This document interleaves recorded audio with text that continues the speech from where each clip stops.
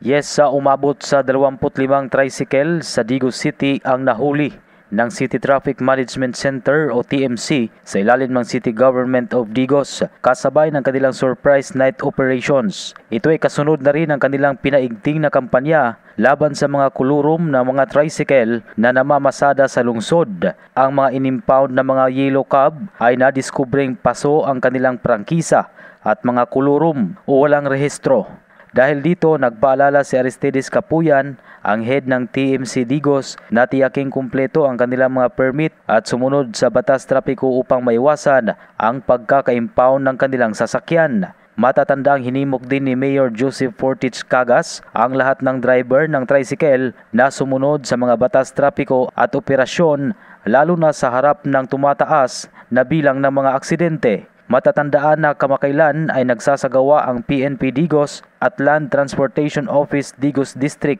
ng crackdown sa mga illegal na improvised mufflers at bura-bura bilang tugon sa dumaraming reklamo kaugnay ng ingay sa paggamit ng naturang mga mufflers. Mula dito sa Radio Alternatibo News Center, ito si Ray Tampos para sa Radio Alternatibo Balita Nationwide.